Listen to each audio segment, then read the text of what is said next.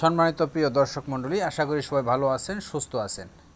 আপনাদের সামনে একটি নতুন ভিডিও নিয়ে হাজির হয়েছি। হয়তো আপনারা এটা দেখে ভাববেন যেটা কোনো বাহিরের রাষ্ট্রের কোনো পাহাড় বা কোনো পর্বত, কিন্তু বাহিরের রাষ্ট্রের পাহাড় এবং পর্বত দেখে অনেকেই প্রশংসায় পঞ্চমুখ হন, কিন্তু আসলেই সৌন্দর্য আমার সোনার বাংলাতেও লুকিয়ে আছে, কিন্তু দেখার মতো সুদৃষ্টি দিয়ে দেখতে হয়।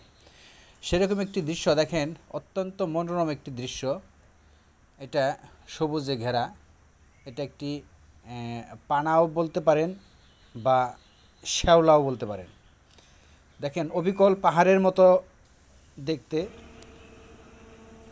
পাহাড় না হলেও কিন্তু চিত্রায়নটা করা হয়েছে পাহাড়ের মতোই। কিন্তু আমি যদি বলে দিতাম যেটা সত্যি পাহাড়, তাহলে আপনারা হয়তো ভাবতেন পাহাড়, কিন্তু আসলে এটি পাহাড় নয়, এটি বাওয়ালগড়ের একটি লাল মাটির একটি দৃশ্যায়ন, শ্যাওলাগার একটি দৃশ্যায়ন আপনাদের সামনে তুলে ধরলাম। আশা করি সবার ভালো লাগবে ইনশাল্লাহ।